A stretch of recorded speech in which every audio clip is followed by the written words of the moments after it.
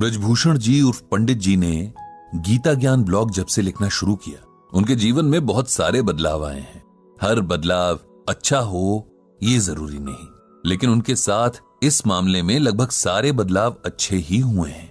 वैसे तो उन्हें बचपन से ही गीता में गहरी दिलचस्पी थी, लेकिन जब से ब्लॉग पर लिखना शुरू किया तब से असल जिंदगी में इसके प्रयोग को लेकर उन्हें बहुत कुछ सीखने। लेकिन जैसे एक सर्जन जब बीमार होता है तब अपना ऑपरेशन खुद नहीं कर पाता, नाई अपने बाल खुद नहीं काट पाता, और इससे भी सटीक एक और कहावत कि घर की मुर्गी दाल बराबर होती है, लगभग यही हाल पंडित जी के घर का है। उनकी पत्नी के अलावा उनके घर में 2 बेटे हैं जो अच्छे खासे पढ़े लिखे, समझदार और अच्छी नौकरियों पर हैं। लेकिन जब बात पिता के अनुभव सुनने और उनकी सलाह मानने पर आती है तब इन्हीं बेटों को अपने पिता की सोच पुराने जमाने की लगने लगती है। एक समय ऐसा आया जब पंडित जी को लगने लगा कि उनके बच्चों को न सिर्फ गीता के ज्ञान जानने बल्कि अपनी जिंदगी में उतारने की भी सख्त जरूरत है। बात साल 2020 की है, वही साल जब कोरोना महामारी ने पूरी दुनिया को अपने घातक पंजों में जकड़ लिया। पूरी दुनिया इसके डंक से कराह रही थी, क्या अमीर क्या गरीब, हर देश हर व्यक्ति इसके खौफ तले जी रहा था। ऐसा भयानक मंजर शायद हर किसी ने पहली बार देखा था। जो बीमार थे उन्हें बीमारी ने तबाह किया, जो बीमारी से बच भी गए उनके रोजगार खतरे में आ गए। लोगों को घरों में सिमट कर काम करना पड़ा और लगभग हर इंसान का मानसिक स्वास्थ्य किसी न किसी हद तक प्रभावित हुआ। यही हाल शास्त्री जी के घर का भी था। उनकी पत्नी हर वक्त परेशान रहती कि कहीं उनके परिवार में किसी को बीमारी ना हो जाए। बेचारी हमेशा एक खौफ के साए में रहती। पंडित जी के लाख समझाने पर भी उनका डर न खत्म होता न कहीं जाता। हर वक्त अपने दोनों बच्चों की चिंता में रहती, जो दूर दूसरे शहरों में लॉकडाउन के कारण फंसे हुए थे। किसी तरह कोशिश करके पंडित जी का छोटा बेटा अभिनव अपने शहर वापस आ गया। उसके ऑफिस ने घर से काम करने की सुविधा दे रखी थी। इस बात से पंडित जी की पत्नी को थोड़ा सुकून तो मिला कि चलो कम से कम एक बेटा तो आंखों के सामने है। उसके आराम, उसके खान पान का पूरा जिम्मा उसकी मां ने ऐसे उठाया मानो बेटा ना हो कोई वीआईपी घर पे ठहरा हो। इधर पंडित जी का इनबॉक्स लोगों के सवालों, दर्द भरी कहानियों से भरा रहने लगा। कोई किसी अपने के चले जाने के गम में खुद को और अपने परिवार को संभालने की सलाह मांगता, तो कोई दिमाग की शांति के उपाय तलाशता हुआ उनके इनबॉक्स में दस्तक देता। कुल मिलाकर हर तरफ बस एक अजीब उदासी का माहौल था। पंडित जी ने नोट किया कि उनका बेटा अभिनव थोड़ा बदला सा लग रहा है। मां के लाड़ का जवाब कभी झल्लाकर तो कभी चिड़चिड़े स्वर में देता। पंडित जी पत्नी को समझाते कि बेटा बड़ा हो गया है, उससे 5 साल के बच्चे की तरह व्यवहार मत करो। लेकिन मां का मन कहां मानता है। सारा सारा दिन बेटा अपने कमरे में बंद रहता। दिन भर उसके कमरे से कभी किसी मीटिंग तो कभी किसी मीटिंग की आवाज आती रहती। खाना तक खाने वो बाहर नहीं निकलता। मां से कहकर अपने कमरे में मंगवा लेता। इधर पिछले कुछ दिनों से उसके फोन पर चिल्लाने की आवाजें बाहर तक आने लगी थीं। शुरू में पंडित जी ने सोचा कि काम का तनाव होगा। वैसे ही आजकल सबका समय खराब ही चल रहा है, जिसका असर लोगों के व्यवहार में दिख रहा है। लेकिन हर बीतते दिन के साथ उनके बेटे का व्यवहार और ज्यादा चिड़चिड़ा होने लगा। गुस्सा जैसे हर वक्त उसकी नाक पर रहता और कुछ पूछो तो वो चिल्लाने लगता।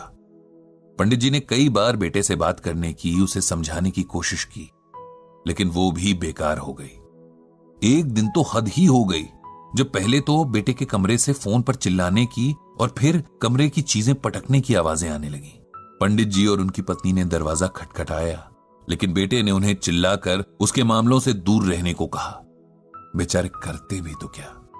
बड़े बेटे से फोन पर यह परेशानी बांटी तो उसने भी यही कहा कि आजकल हर कोई परेशान है, नौकरियां खतरे में है, खुद को सबसे बेहतर साबित करने का ऐसा दबाव है कि लोग इसे संभाल नहीं पा रहे।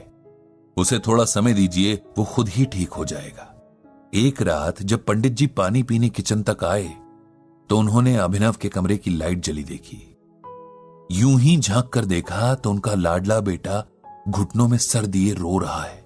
उनसे बर्दाश्त नहीं हुआ और वो तुरंत अंदर चले गए। बेटे के सर पर हाथ फेरकर पूछा कि क्या हुआ, वो ठीक तो है? अपने पिता के प्यार से छूने से अभिनव को जाने क्या महसूस हुआ। वो फफक फफक कर रो पड़ा। पंडित जी ने उसे सीने से लगा लिया। बेटे का ये हाल देखकर उनका कलेजा मुंह को आ गया। थोड़ी देर में सामान्य होकर अभिनव बोला, मेरे गुस्से ने सब खराब कर दिया पापा। पता नहीं मुझे क्या हो गया है। जब भी मेरे नीचे काम करने वालों से छोटी सी गलती हो जाती है, मुझसे बर्दाश्त नहीं होता। मुझे गुस्से के मारे होश ही नहीं रहता और मैं भूल जाता हूं कि हम सब इंसान हैं, सब बुरे दौर से गुजर रहे हैं। ऐसे में अगर किसी ने जाने अनजाने गलतियां कर भी दी तो उसे नजरअंदाज कर देना चाहिए। आप ही बताओ पापा, मैं क्या करूं? पंडित जी ने बड़े प्यार से अपने बेटे के सर पर हाथ फेरते हुए कहा, अगर तुम सुनना और मानना चाहो तो मैं तुम्हें वो बताता हूं जो भगवान श्री कृष्ण ने अर्जुन से कहा था, और जिसे मानने भर से तुम्हारी ये समस्या अपने आप दूर हो जाएगी। तो सुनोगे? जी पापा, आप बताओ। मैं पूरी कोशिश करूंगा कि आपकी हर बात को समझूं और उसे अमल में लाऊं, अभिनव ने कहा। तब पंडित जी ने श्रीमद् भागवत गीता का ये श्लोक अभिनव को सुनाया। क्रोधात् भवति सम्मोहः, सम्मोहात् स्मृति विभ्रमः, स्मृति भ्रंशात् बुद्धिनाशो, बुद्धिनाशात् प्रणश्यति। ये गीता के दूसरे अध्याय का 63वां श्लोक है, जिसका अर्थ है क्रोध से मनुष्य की मति यानी बुद्धि मारी जाती है। मतलब वो मूढ़ हो जाती है, धीमी हो जाती है। इससे याददाश्त नष्ट हो जाती है। याददाश्त नष्ट हो जाने से मनुष्य की बुद्धि नष्ट हो जाती है, और बुद्धि का नाश हो जाने पर मनुष्य खुद अपना ही नाश कर बैठता है। इस श्लोक में भगवान श्री कृष्ण अर्जुन को यह समझा रहे हैं कि कोई भी युद्ध सिर्फ ताकत से नहीं जीता जा सकता। आपको अपनी इंद्रियों को भी अपने नियंत्रण में रखना सीखना होगा, वरना आपको हराने के लिए बाहरी दुश्मनों की कोई जरूरत नहीं पड़ेगी। आप खुद के ही दुश्मन बन जाएंगे। क्रोध यानी गुस्सा इंसान का ऐसा ही एक दुश्मन है, क्योंकि गुस्सा आते ही हम सबसे पहले अच्छे बुरे का विवेक खो देते हैं। सामने कौन है उसके सम्मान की परवाह किए बिना बातें बोलने लग जाते हैं, या कोई ऐसा कदम उठा लेते हैं जिससे हमें पछतावे के सिवाय कुछ और नहीं मिलता। क्रोध बड़े से बड़े वीरों के बल को भी एक पल में समाप्त कर देता है, बड़े बड़े ज्ञानियों के ज्ञान को खत्म कर देता है, और जीवन भर के कमाए पुण्य और सम्मान को एक पल में चकनाचूर कर देता है। इसीलिए सबसे पहले अपने क्रोध को जीतना सीखो, तभी जिंदगी की बाकी लड़ाइयां जीत पाओगे। लेकिन मैं ये कैसे करूं पापा? अभिनव ने उदास आवाज में पूछा।